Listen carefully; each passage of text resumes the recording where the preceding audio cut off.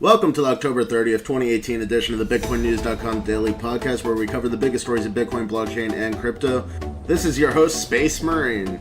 Today we have a special interview with the co-founders of CryptoCare, which created a charitable giving platform using the blockchain on the Ethereum network.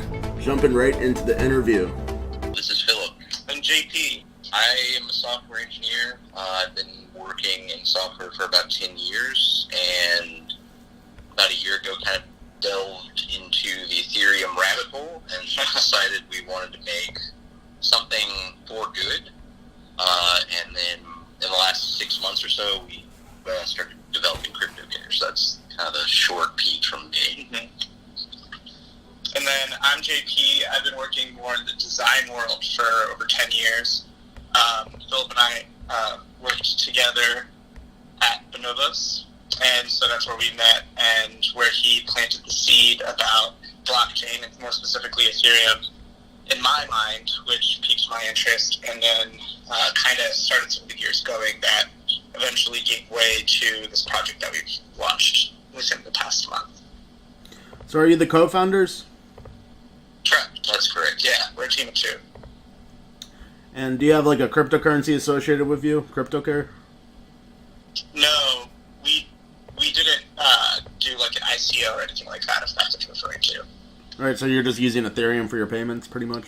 That's correct, yeah. Yeah, whereas I think a lot of folks in the space kind of dashed towards that ICO world and started raising funds without yet having a real product.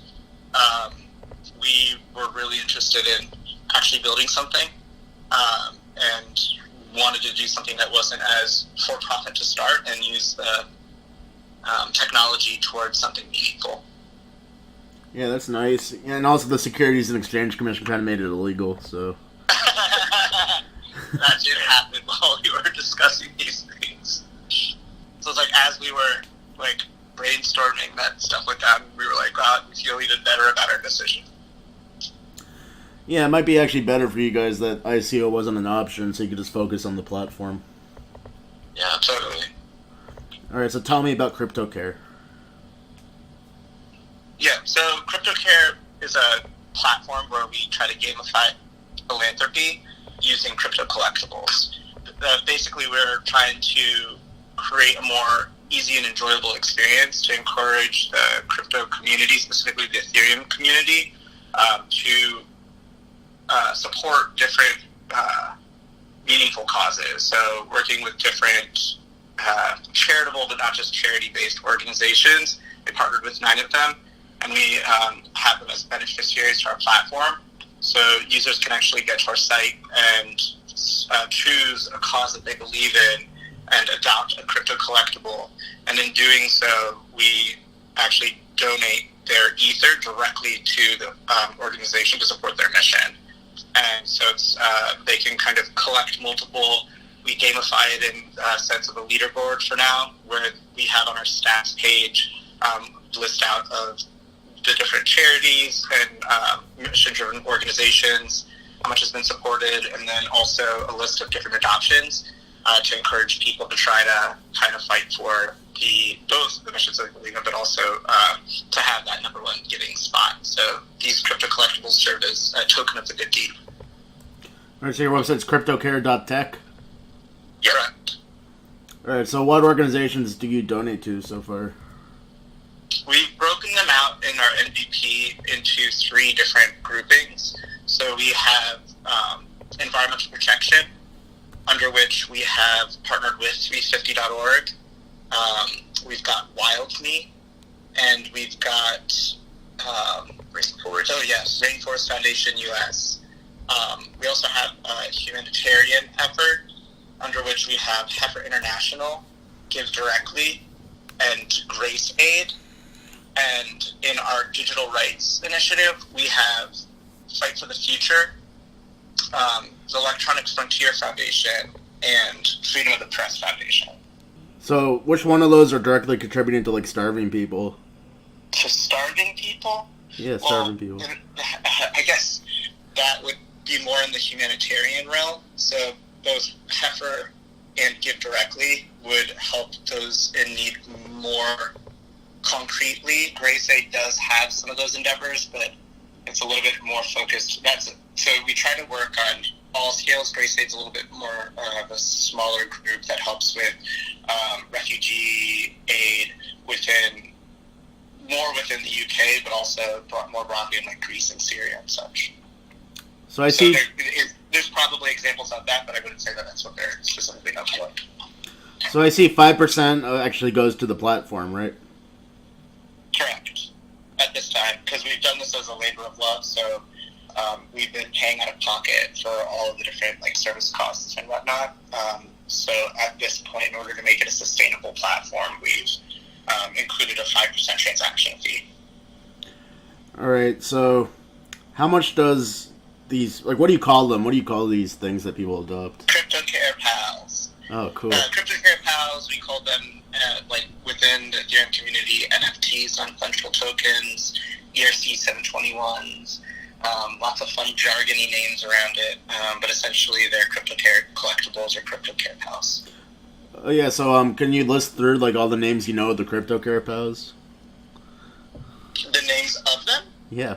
How do you mean? I don't know that I follow. You don't name them? Like, do they have names, or do the people name them? Oh, they're named by the individuals who adopt them. So essentially, users can adopt, and when they adopt, they're donating towards a social impact organization of their choice, and part of their customization of their collectibles is naming it. So they can create a little bit more of a personification to them. They can adopt them in memorandum or in the name of something.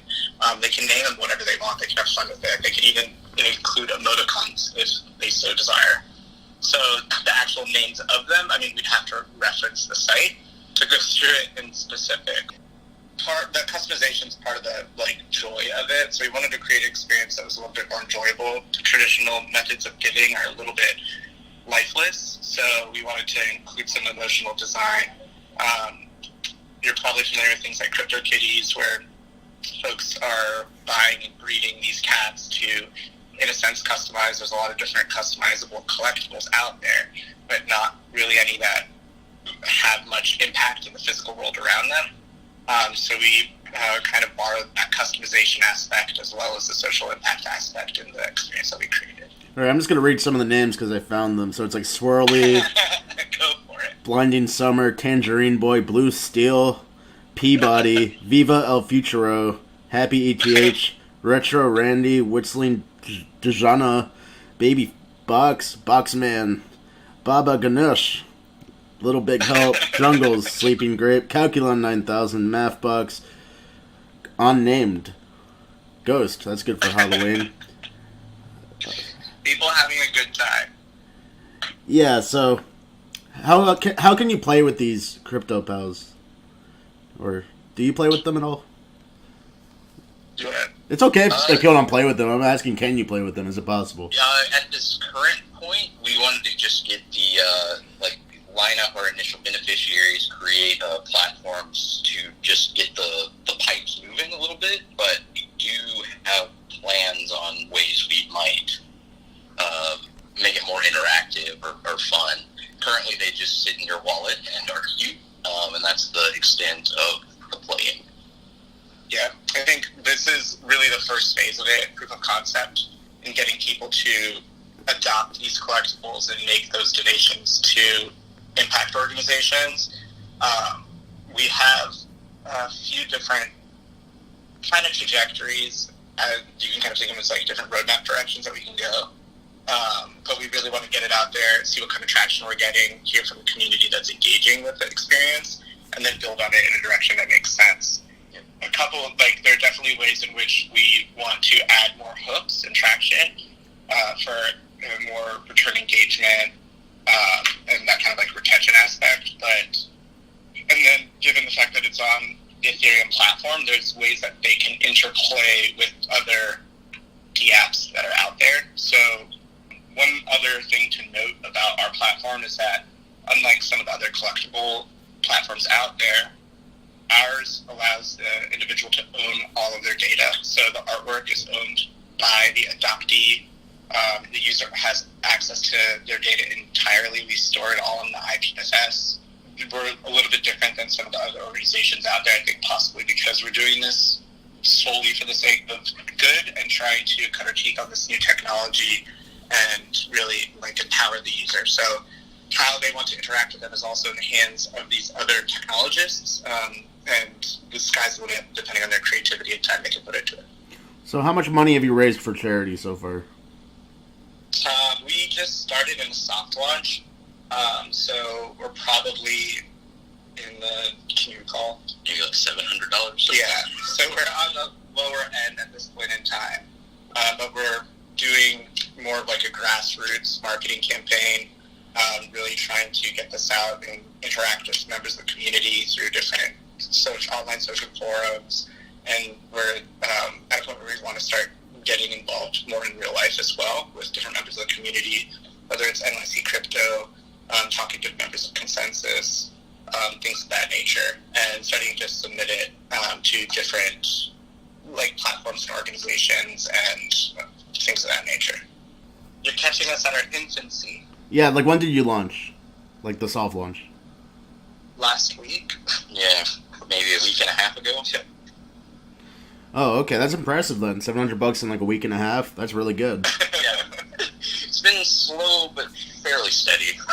Yeah, another thing to note is when we started the concept for this, when we started the brainstorm, really, ideally we would want this to be more democratic and appeal to lay people as well, because decentralized apps are in more of like an embryonic stage.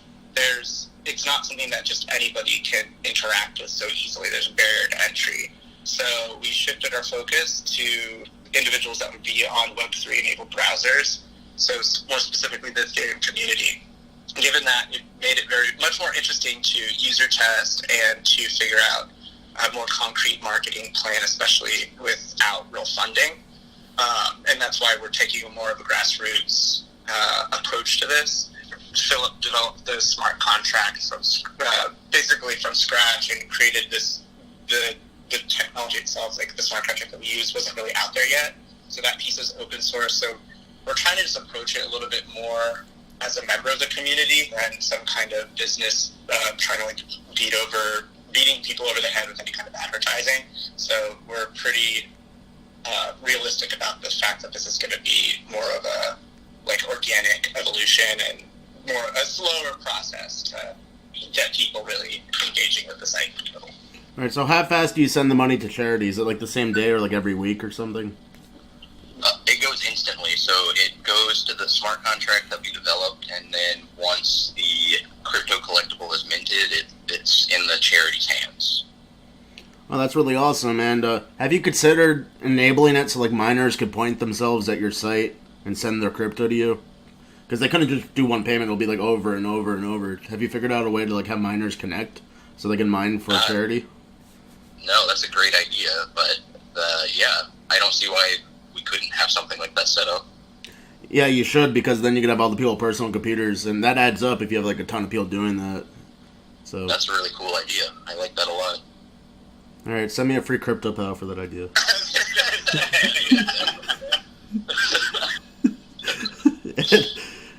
So is this like a non-fungible ERC like 721 you said? What is it? That's great. Okay, so people could transfer this to each other, like they could give it as like a gift to someone else by transferring it, sort of thing. That is correct. Yep. But it's unlikely it will actually be sold for money on an exchange, because you could probably buy one for $0.01, right? Yeah, so we're kind of thinking about the effects of like secondary markets, like CryptoKitties, for example. You have to like breed it and like kind of tweak it to make it like worthwhile or something, whereas like in CryptoCare you can just kind of customize one and make one, but anybody, except for that we have certain price points that we have like very specialized ones, but in general you can just make the same one for a similar price. So yeah, currently I'm not sure how the secondary market sort of like reselling is going to look. Yeah, and as we continue on, we're like these will probably be more of a like first collection version. So right. Depending on the future, perhaps they'll become more valuable. That's also true. But the next stages will likely have the collectibles evolve in different ways. Like, I don't know if you've had a chance to play with the experience, but the more you donate, the crypto collectible actually kind of evolves. So higher value donations will have larger and different state, which you can probably glean some of the ideas that we have in the future as far as getting people to continually add to, so that you get an idea of like recurring donations, maybe even like subscription-based models, even thinking about things where around like more the social networking and social effective things, or even doing more like group gold and collectibles or donations. So you're saying if someone donates more, their CryptoPal starts taking on more attributes and becomes more evolved or something? Yeah, that's correct, yeah. Is that already happening, or that's the future? It's already happening that if you donate more, like, for instance, if you donate in our environmental protection, the lowest end of it, which I think we have at like 0.05 ether, will be a seed, and then when you donate 1 ether, it's a tree. Yes, and then there's 4 states in between. Yeah. So, Can you tell me how it works for the other categories here? Oh, like from what to what? So for digital rights, you go from a simple old school calculator to the internet, which is quite large. And for humanitarian, it's going from, we're kind of doing more of like a generic kind of, how would you even describe that? like a floating box. Yeah, it's like a parachute aid type avatar that grows more in size. So it's a little bit more straightforward. And again, this was like working with like the categorization. Like, we might consider breaking these out and having specific ones per organization. Lots of different ideas. But again, we want to really, this is very experience-based, so we want to take the actual target users into account while developing it further. So we're very all ears and talking with a lot of individuals about how they're interacting with the experience, what's working, where might we actually, we already have a pretty decent backlog. So again, the trajectory we take will be based on our user base. So you said recurring payments already occur because people can add to their thing and make it evolve, right? Oh no, that's not yet the case. That's not the case yet.